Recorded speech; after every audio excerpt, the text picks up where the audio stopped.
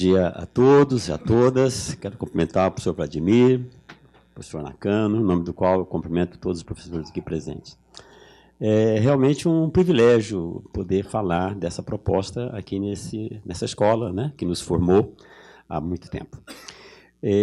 Eu queria dizer, antes de entrar no tema, que a nossa proposta ela é baseada nos princípios que o Eurico já colocou, baseada na visão de sistema que já foi colocada.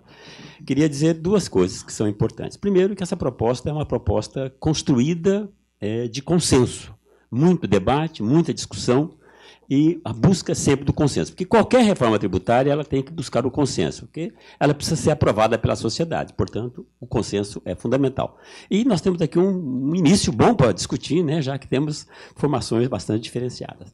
A segunda questão é dizer que nós estamos, de certa forma, pensando o sistema como um todo. Tributar o fluxo do consumo, tributar o fluxo da renda e tributar a propriedade. É claro que nós avançamos bastante mais na área de tributação sobre o consumo. A tributação sobre a renda, sobre a propriedade, sobre folha, regimes simplificados, nós estamos dando linhas gerais, né? Mas por onde a gente imagina caminhar e trilhar ao longo desse ano, inclusive no debate político com os presidenciáveis. Todos vocês acompanham, estão vendo, teremos uma eleição, e o nosso grande desejo é trazer racionalidade para esse debate, discutir em cima de questões objetivas, compreensivas, para que toda a sociedade possa efetivamente participar e fazer uma escolha de um programa de reforma para os próximos anos. Eu acabei não trazendo o controle, o poder. O Eurico me deu a voz, mas não deu o poder. É um problema.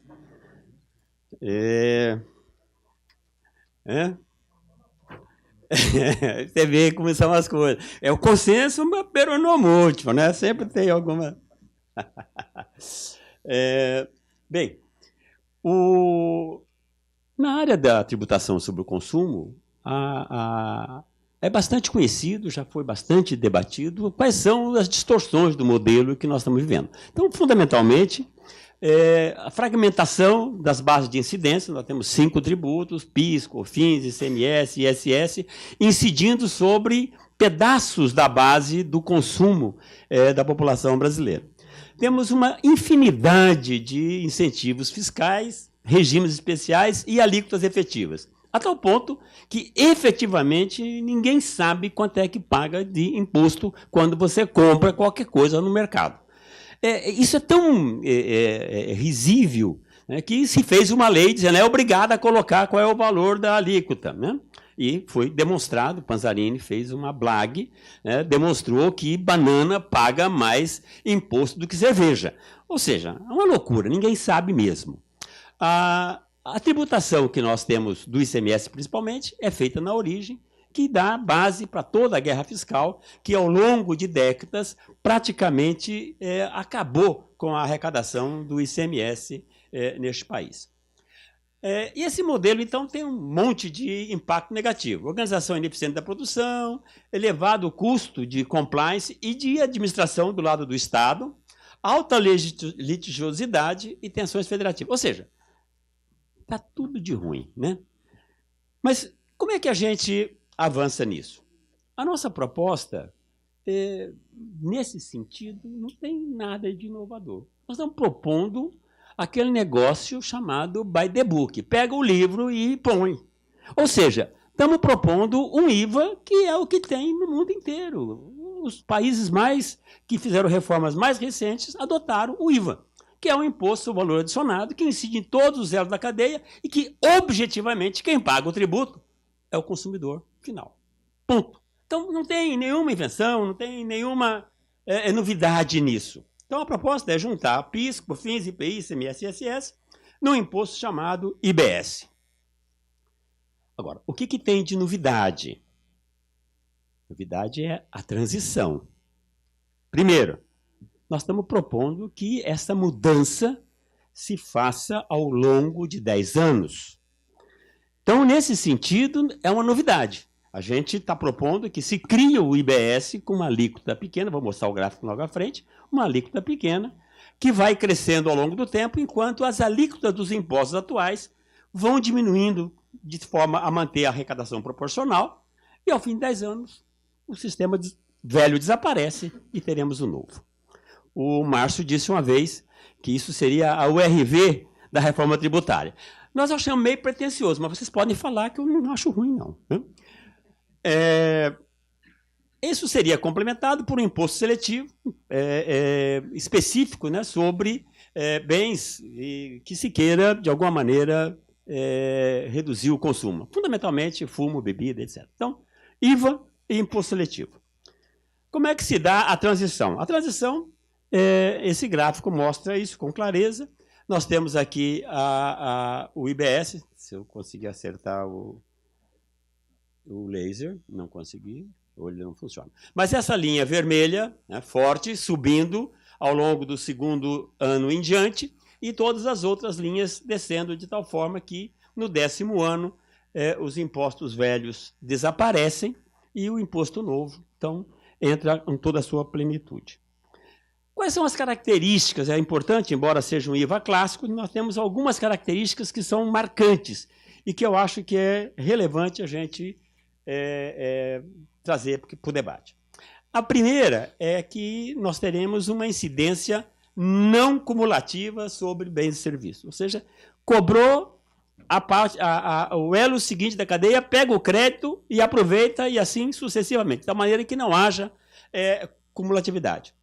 Que a gente desonere efetivamente as exportações, que dê crédito integral e imediato para os investimentos, que desapareça a discussão sobre aquilo que dá crédito e daquilo que não dá crédito.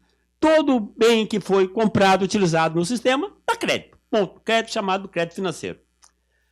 Ressarcimento tempestivo dos créditos. Aliás, isso é o que permite efetivamente desonerar a exportação e não onerar o investimento pela não devolução dos créditos acumulados. Empresas exportadoras, empresas que fazem grandes investimentos iniciais, ou aumentam o estoque, de qualquer maneira terão crédito, acumula crédito, porque entrou mais mercadoria, mais bem, mais serviço do que estão saindo naquele período de tempo. Ele acumula. E esse acúmulo de crédito é o terror de qualquer empresário, é o terror de qualquer área de compliance, de qualquer área de relações institucionais, para explicar para o investidor que ele tem um crédito, aquilo ali é um direito, está no ativo, mas está lá um monte de tempo e não vai receber, que ninguém sabe quando é que recebe. Então, ressarcimento tempestivo dos créditos. E incidência sobre o preço líquido de tributo, acabar essa história de fazer tributo, incidir em cima de tributo, que funcionou muito bem, escondeu a alíquota efetiva, até agora o judiciário jogar por terra e, portanto, tem que ser agora efetivamente sobre o valor líquido de tributo. E uma arrecadação unificada e distribuição automática da receita entre os entes federados. Isso aqui também é uma grande novidade que eu vou falar mais à frente. Bom, ainda dentro das características, algumas coisas que para nós são princípios. E é claro que esses princípios têm que ser debatidos e ele tem que ser aceito pela sociedade e em algum momento pode ter alguma variação na hora da onça beber água lá no Congresso. A primeira coisa é alíquota única. Ou seja, acabar com essa história de se ter uma alíquota de energia elétrica de 30%, telefonia de 19%, 20%, 25%, dependendo de cada estado, a redução de alíquota para remédio, aumento de alíquota para aquilo, aumento, diminuição. Ou seja, hoje é uma balbúrdia a questão da alíquota. Proposta nossa, alíquota única. Por que alíquota única? Porque nós estamos discutindo a tributação do consumo. Não tem um consumo mais importante. Por que consumir um terno, uma gravata é mais ou menos importante do que ir ao teatro? É igual. Consumo é consumo. Se nós vamos tributar o consumo, tem que ser tributado de maneira uniforme. Alíquota única. Isso reduz a complexidade, permite que nós não tenhamos essa discussão toda, se tal produto é serviço, se é direito, se é bem. As fronteiras estão se desaparecendo. A economia moderna está desaparecendo com essas fronteiras. O que separa o serviço do direito, do bem? Não dá para saber mais isso, não. Já não se sabia. Daqui para frente, menos ainda. Portanto, se você tem uma alíquota única, você não tem a discussão. Acabou a discussão. E lembrando sempre que redução da alíquota de qualquer setor implica em alíquota mais elevada para os outros, desde que você queira manter uma carga compatível e padrão.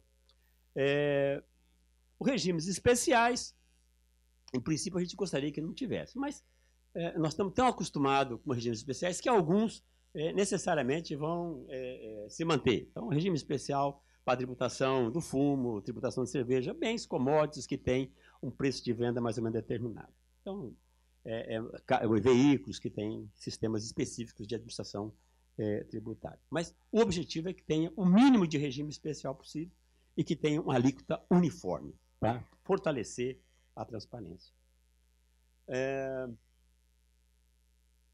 Retirar do sistema tributário a discussão das extrafiscalidade.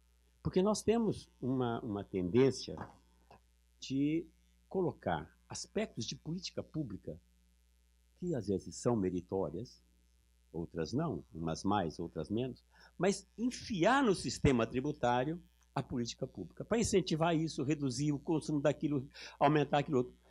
Isso traz uma complexidade brutal para o sistema. Se nós conseguíssemos retirar do sistema tributário toda a discussão de extrafiscalidade, isso em todos os impostos, no imposto sobre consumo, onde tem mais, no imposto sobre renda também tem.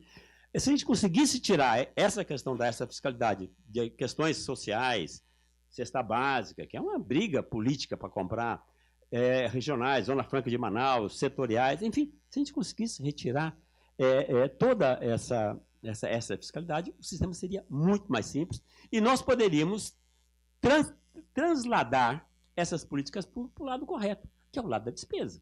Ou seja, você precisa discutir no orçamento a despesa que você quer fazer com aquela política pública, de tal forma que todo mundo tenha clareza quanto que está pagando e como é que está usando o recurso do lado do orçamento. Então, essa é uma proposta ousada, porque nós temos uma tradição de buscar a redução de determinados tipos de tributos sobre o consumo. Do nosso ponto de vista, é muito mais inteligente, muito mais distribuidor de renda, cobrar o imposto sobre a cesta básica e devolver o dinheiro para as pessoas de baixa renda, do que fazer distribuição de dinheiro para a classe média e média alta, reduzindo cesta básica. Próximo. Bom, a segunda questão importante, novidadeira dessa proposta, que é a primeira, a questão da transição em 10 anos, é a separação que nós estamos fazendo na proposta entre a mudança do tributo para as empresas e para a sociedade, do impacto que essa mudança terá sobre a questão federativa, sobre a distribuição dos tributos entre Estado, União e município. Então, isso é uma novidade, porque todas as reformas que nós acompanhamos ao longo das últimas décadas, elas empacaram por diversas razões. Mas a principal razão dela sempre foi, quando você muda o sistema tributário, alguns estados perdem a arrecadação, outros ganham a arrecadação. Uns perdem no curto prazo e ganham no longo prazo, outros perdem no curto e ganham, perdem no longo e ganham no curto. E todos querem a sua indenização, no curto e no longo prazo. E a viúva, chamada União, não consegue pagar esse negócio. Então, todas as reformas fracassaram por conta da discussão do tamanho do fundo de incentivo, do tamanho do fundo e da duração dele. Essa proposta nossa, ela muda essa questão. Ela separa. E por que ela separa? Separa porque a distribuição da receita que será arrecadada de forma unificada, né? Uma arrecadação única, ela será distribuída automaticamente e, num primeiro momento, respeitando a proporção do quanto cada estado e cada município está recebendo hoje. E isso se mantém durante 20 anos. E, ao longo do tempo, ela vai mudando, vai migrando para que o recurso seja distribuído para os estados e para os municípios de acordo com o destino, de acordo com o consumo que cada ente federativo, estado ou município teve. Então, essa é uma pedra de toque fundamental que essa proposta traz. Separa a mudança para estados e municípios da mudança para a sociedade e para as empresas. Inclusive no tempo. A primeira transição nós estamos falando de 10 anos e essa nós estamos falando em 50 anos. 20 anos numa primeira montagem, mantendo a distribuição proporcional de hoje, mudando apenas a parte do aumento real de arrecadação, e depois, do 20º ano em diante, você tem uma transição suave, e até 50 anos, eu espero estar aqui para ver o resultado disso, né? Eu acho que vai ser, o Holland não está acreditando, mas olha. Então, daqui a 50 anos, nós teremos uma situação mudando a tributação e a distribuição integralmente para o destino. Bom, aqui eu já falei, eu estou pulando aqui rapidamente. A terceira questão importante é a formação das alíquotas. Como nós estamos propondo que seja um imposto compartilhado entre União, Estado e município, estamos propondo que se junte PIS, COFINS, que é federal, ICMS estadual e ISS, que é municipal, juntando tudo isso num único tributo. Queremos que para a sociedade e para as empresas apareça apenas a alíquota final, e única, inclusive, mas essa alíquota ela terá um composto, ela será composta das alíquotas singulares da União, do Estado e do município.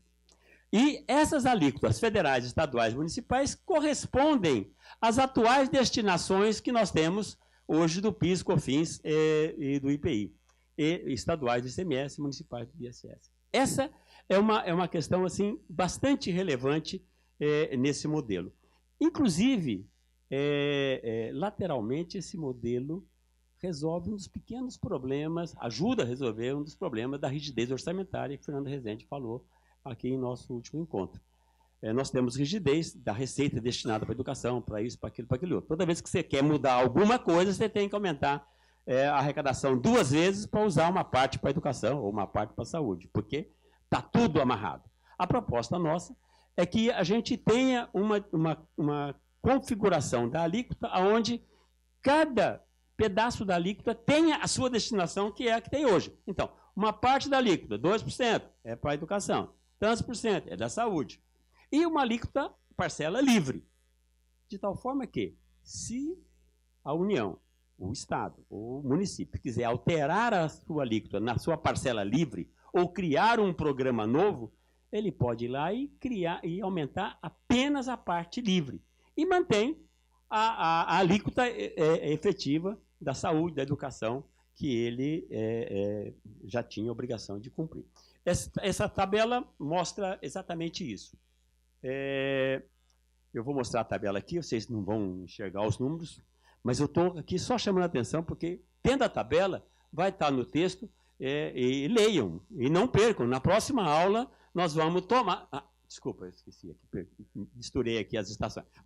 Mas vocês podem ler, né? Vai estar no texto. E é muito interessante observar isso. Quer dizer, a parcela da alíquota gerenciável pela União, ela tem uma parcela livre, uma parcela que é da Seguridade, do FAT, do BNDES, fundos regionais, de tal forma que mantém a amarração que existe hoje, não estamos propondo tirar direito de nada, mas deixamos uma flexibilidade. Se quiser aumentar a arrecadação para a Seguridade, vem ali e aumenta apenas o 4,63, aumenta ali, põe 8, tudo bem. Mas não precisa botar o 9 para 18 para poder pegar o 4% a mais para a Seguridade. Isso vale também para a parcela estadual e para a parcela municipal. Também os estados também gerenciam uma parcela dele e o município também. Então você olha para esse negócio aqui e fala, bom, que maravilha de confusão essa quantidade de alíquota. Mas isso aqui é praticamente transparente pela arrecadação unificada. O que vai se conhecer ali, ó, total, 25. Se quiser, pode distribuir.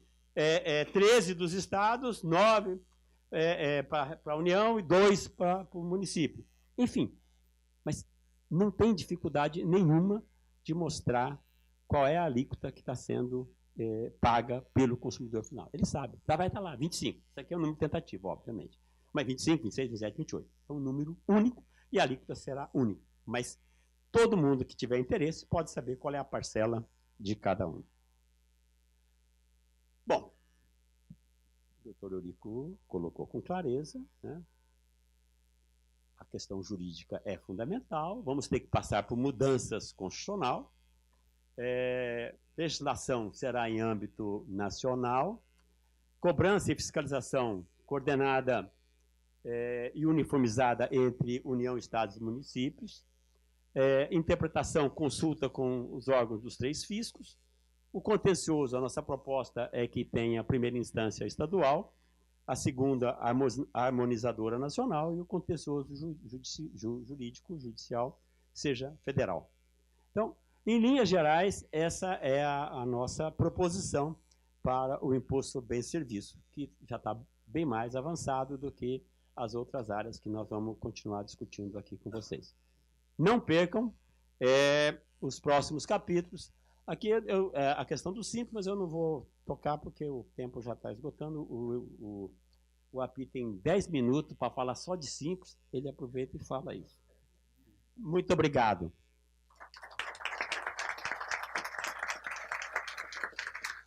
$20 minutos, certinho, né?